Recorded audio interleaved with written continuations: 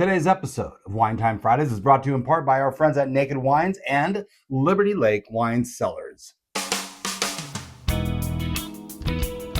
It's been a long week, right? Are you ready to wind down? Why not? It's time for the Wine Time Fridays podcast with Shelley and Phil. Neither are sommeliers, but both have a deep passion for life, each other, and of course, delicious wine. And now, here to talk about this week over a glass of wine is Shelley and Phil. It's wine time! Hello and welcome to another episode of Wine Time Fridays with Shelley and Phil. It's Friday, February 20th, 2026, episode 305. Happy Friday, Shelley. It's wine time. Talk about getting right into it. There we go. Mo better. We are doing an Old World versus New World Tempranillo. Now, I was under the impression that most of these were 100%, but that's not the case at all. It's 100% something. Well, which we'll talk about later. Yes. I thought that was kind of interesting because I did do a little follow-up on that word. Yeah. And we're going to call that our wine word of the week, but not right now. As we get set to open a New World Tempranillo. Now, is this 100%, Shelley? I think that it is. It's a 2022. Yes. Cinder. And I don't know. I don't think I could find that. This is Cinder Tempranillo 2022. It is from Snake River Valley AVA, which is in southern Idaho. They're in Garden City, and Garden City is very close to Boise. I mean, it's like Hop, skip. down the road. Yeah. Yes.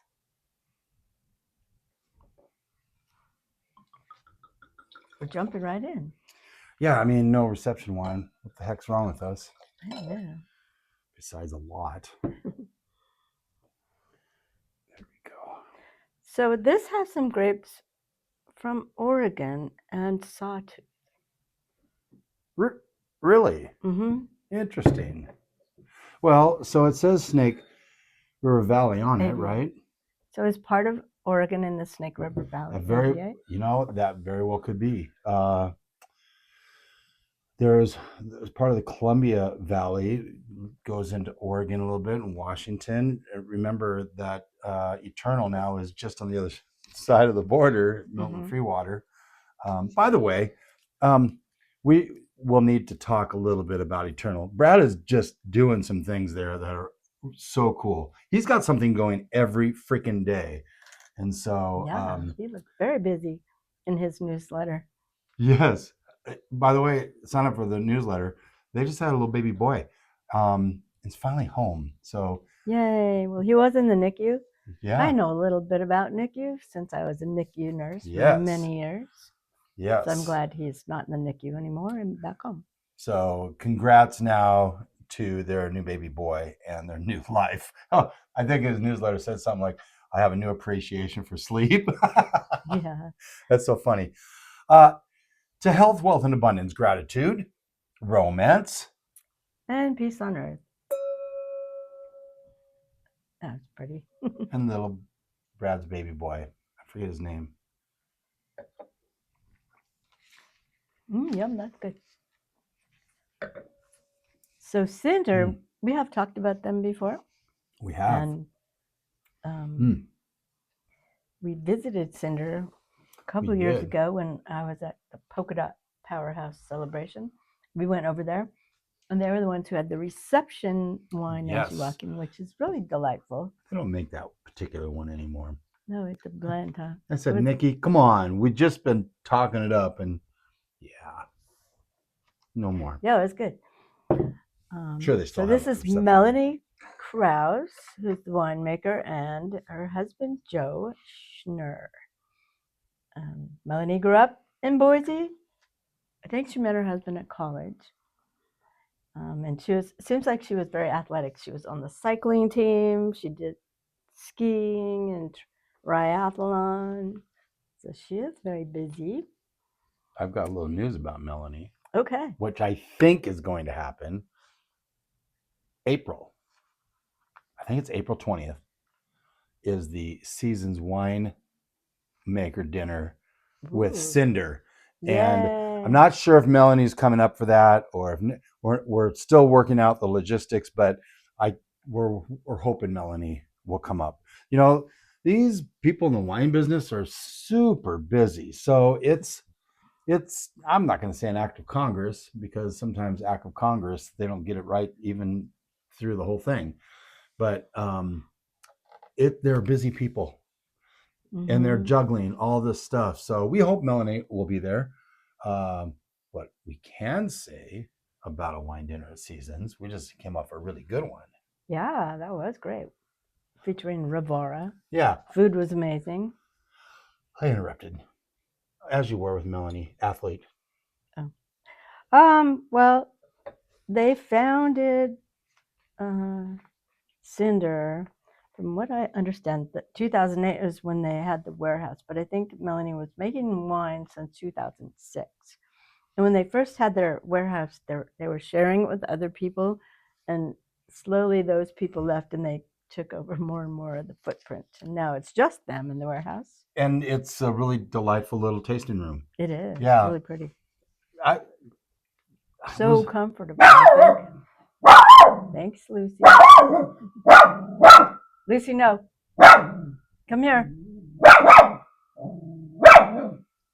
Lucy, come here. Come here. I don't see anyone, do you? No. Oh, what?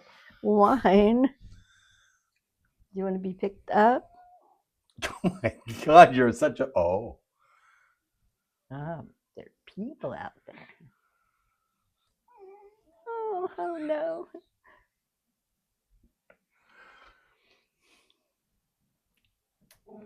Do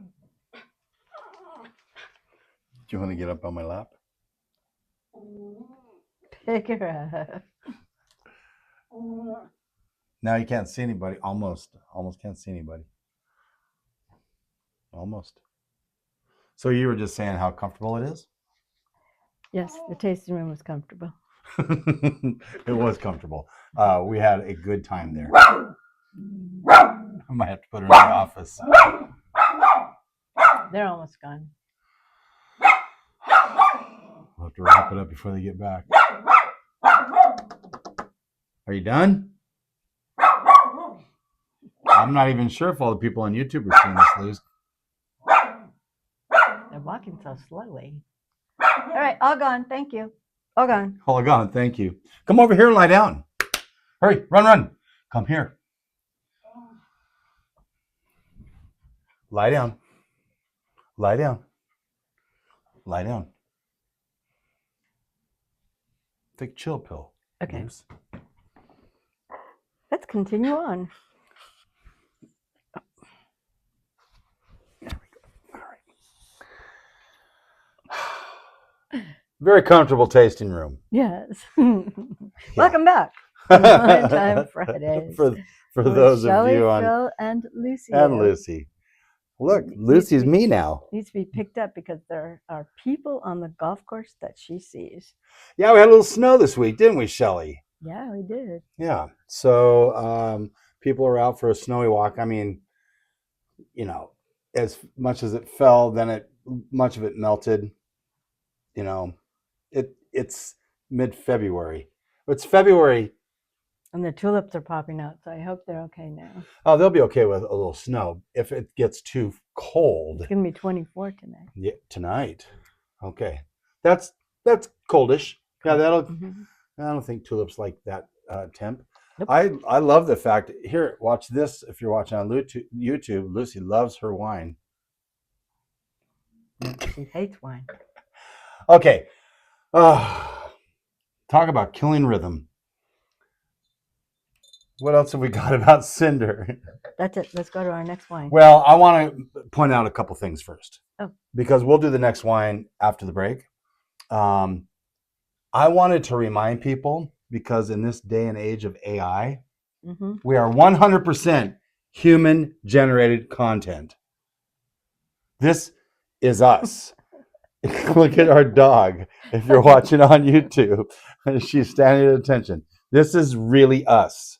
It is right now. It is. Why? What are you going to do? I'm not doing anything. I'm okay. just saying, You're gonna put some AI in there. Yeah, because everything is AI these days. We use AI every day, but this is not. This is why you get so many mistakes and dogs barking. Anyway, we're also in the middle. Excuse me. We're in the middle of Delaware Wine Month. Delaware. Delaware is the smallest producer in the U.S. Now, we are not doing any Delaware wines, no. But I will tell you that it's the smallest producing state in the U.S. by volume and number of wineries. But it has a massive historical footprint. So it's the first... the first 13 colonies? Well, there's this thought about what was it, Missouri wines. They're the first AVA, but I think Delaware is the first to actually produce wine. So it's kind of, there are a lot of older wine regions that people just typically don't think about wine regions these days. That's true. Yeah. Virginia makes wine too. We had a wine from Virginia. We did. Yes. We'll talk about that a little later. Anyway, I just wanted to mention that. It was over the hill. Yeah, it was. I think what we're going to do is we will take a break now. Okay. And when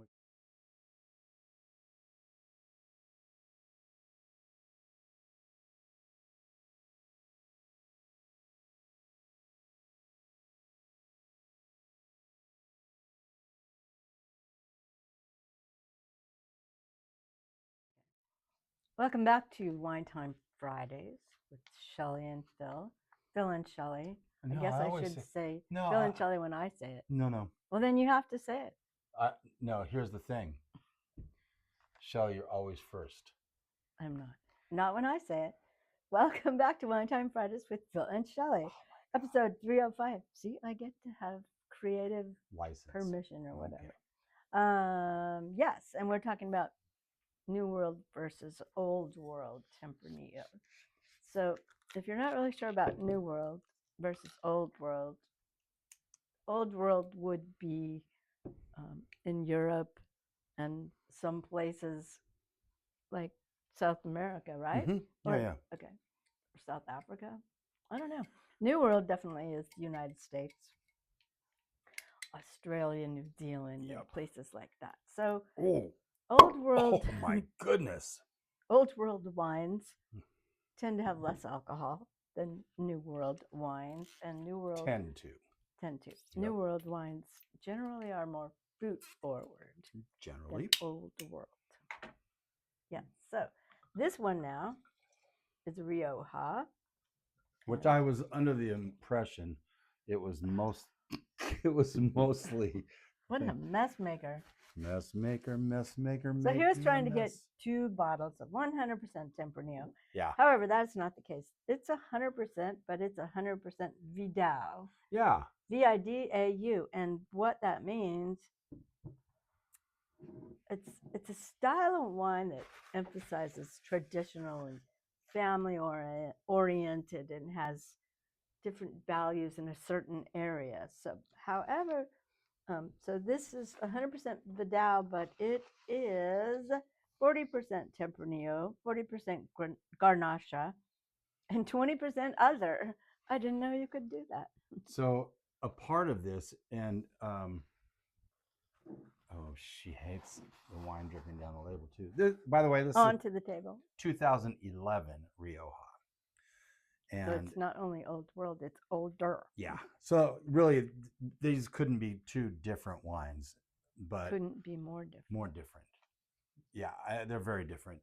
But this leads into the eternal wine word of the week, which, as you said, was Vidau, a traditional Spanish term for a field blend. Now, this is very interesting, where different grape varieties are grown, harvested, and fermented together. Everything. So that's when I was just very confused about this Vidau word. it's a kind of a tricky thing to put 100% Vidau, 100% basically field blend, right? And so they harvest all of these grapes, crush them, get the juice, bottle them, bingo, bango, bongo. So it's going to be very interesting year to year because you don't know on the clusters and what it actually will be in terms of percentages. That's why the 20% other is in there. Let's toast it up. It's odd. Hashtag cheersing. Cheersing. Smells good. Does smell good.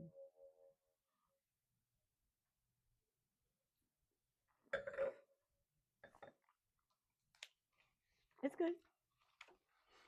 I could taste the age a little bit, but it's certainly not like sharp and tannicky. No, and it doesn't show age. Mm-mm. At 15 years, it still kind of looks like that Cinder Tempranillo. And this was aged for 17 months in French and Romanian oak barrels, which we've never talked about Romanian barrels. And now, coincidentally, we're going to be going to a master class on Romanian wine. Yes. Coming up. So that would be pretty fun. But we've never had wine that was said that it was aged in Romanian barrels before. So yeah, I mean, when you're talking oak barrels from Uruguay, American, French, Romania, so Czechoslovakia or Hungarian. Hungarian. Oh, that's what I meant, Hungarian.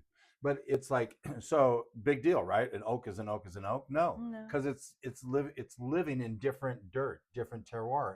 Comes up through the oak, imparts all of those differences. It's what's so interesting about wine that's barrel aged, and then you've got the char aspect. You know, is it super toasty? Just a touch of fire on it. So it's really interesting. This wine I picked up at grocery outlet. Ah, and it's that old. Wow. And it's pretty good value. I always wonder about this. Like, are these wines going to be over the hill? This is a 2011, 14% alcohol.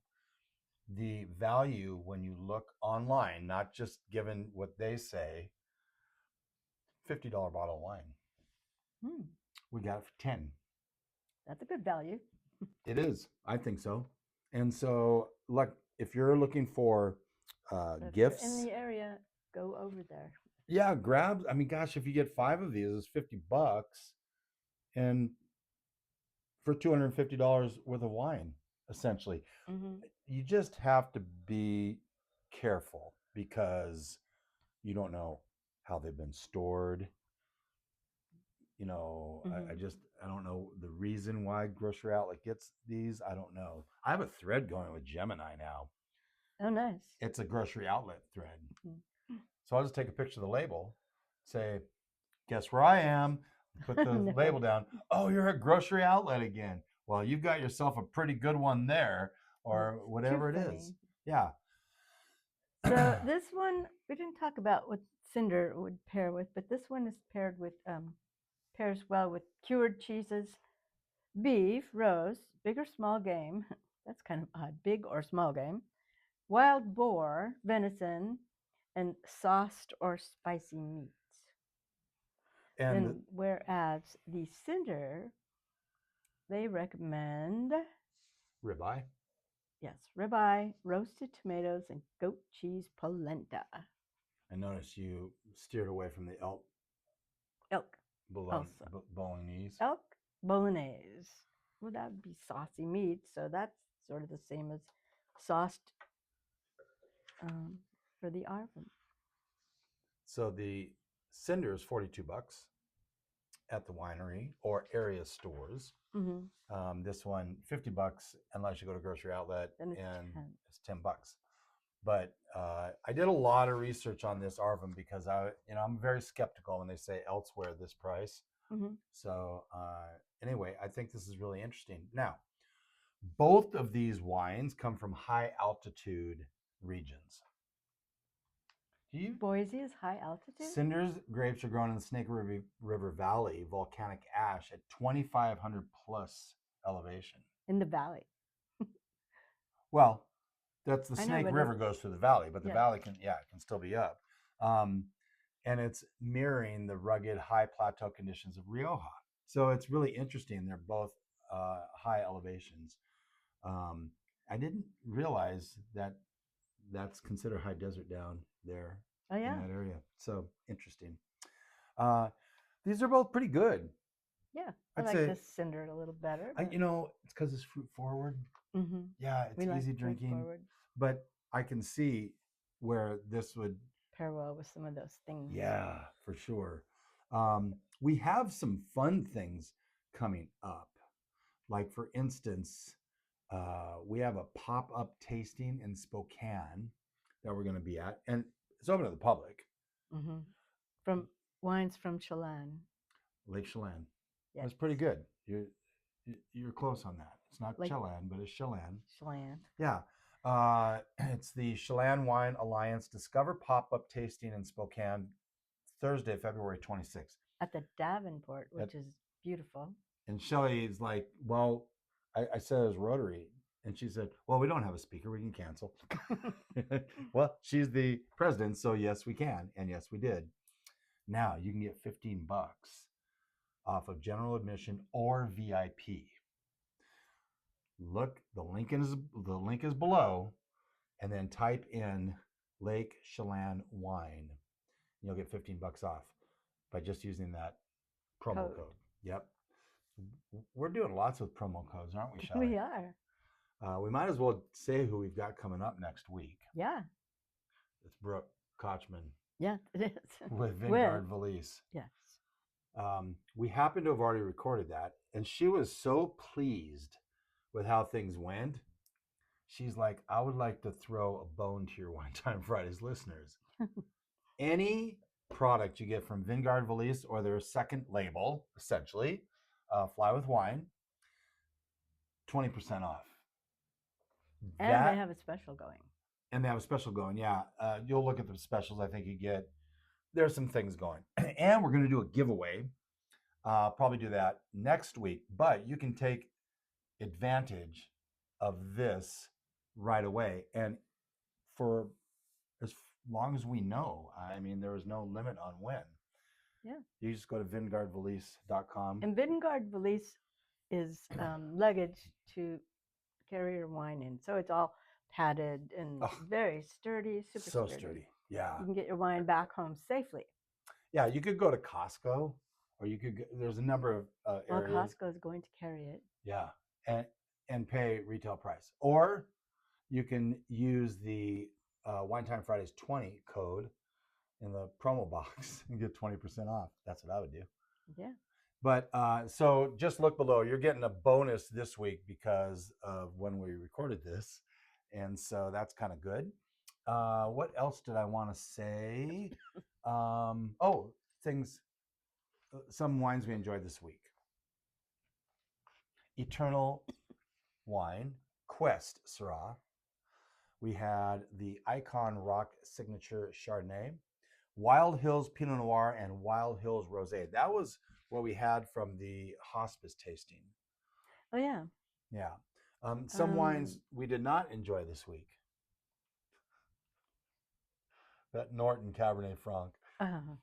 From Virginia. It was I mean, it 12 wasn't their years fault. old. Yeah, we forgot to drink it. Well, forgot's a funny thing. I see it there every time I go down. I just at some point thought maybe we should probably open this. And it's a part of our double opt-in where we have to both agree. And so there's really only 2 wines down there that I would even say no to opening. Other than that, every wine is open for me. We have the Scribe Magnum from Lindsay and Brian for my birthday, and we have the Opus One that Brian sent me when I was in ICU. Yep. That's 5 years ago, so we better watch that one too. I've been. What year is that one? That's a 17. Okay. And it's got another 10 to 20 years. Okay. Yeah. I did a whole thing on our top shelf wines. I'm not going to tell you what the value is because people will break in. But I'm pretty happy with the 12 bottles up there. And I think a week from tomorrow is open that bottle night, and I think I've got one we're going to open. It's 2016 Napa Cab, and it's in the window of it's time to open. I was like, take it out of the window. There's no window in the cellar, Shelley. No, there's not. Did I miss anything? Announcements in the future. Oh, yes, that's important. Open that bottle night is 28th. Yeah. March 3rd, Nebbiolo Day. 13th, Riesling Day. And of course, we have David Hoffman coming up for the first Washington Wine Month. Yes. Which is April. March. Okay. Yeah, he's going to kick off that in 2 weeks. And then we've got, I didn't put this down, but we have Will Camarda with Andrew Will Winery. And I've got literally 5 other wineries I'm working with for those last 2 Fridays. So anyway, and then like we said, Brooke, Kochman with Vanguard Valise next week. Thank you again to today's sponsors. I think I've got these right this time, which would be, I didn't put them in there. It is Naked Wines and Liberty Lake. And Liberty Lake Wine Cellars. Liberty Lake Wine Cellars is also, yes, next month. The wine dinner featuring. Yes. Yeah, so we have Liberty Lake Wine Cellars at Seasons on March 23rd. I think it's April 20th is Cinder. And then I can't remember the date in May for J. Bookholter. 3 really good wine dinners. I kind of interrupted you, so I pulled back on talk of this last Monday. It was really good. It was excellent. It was fantastic. Sensational. It was a great menu. It was a really enjoyable evening. It was 3 hours of just slow, good conversation. Got to learn about the wine. Got to learn why they paired these together on that dessert. And all the dishes were so good. They were fantastic. And they're not things you would normally have. No, like baked wedge salad. Yeah, not baked, charred. Yeah. But you had baked pear or something, and they put Viognier in the sauce. It was very fun. I'm turning into a little bit of a foodie. Look below. You'll see 2 links. One to the pop-up wine tasting on Thursday, and the other for 20% off of any product at Vanguard Valise or Fly with Wine. With a little bit of knowledge, wine becomes a lot less overwhelming. Go pick up a Tempranillo and toast to Shelley and I. I don't know. You can just toast yourself. Okay. I'll see you next week. Thank you for spending part of your day to wind down with Shelley and Phil.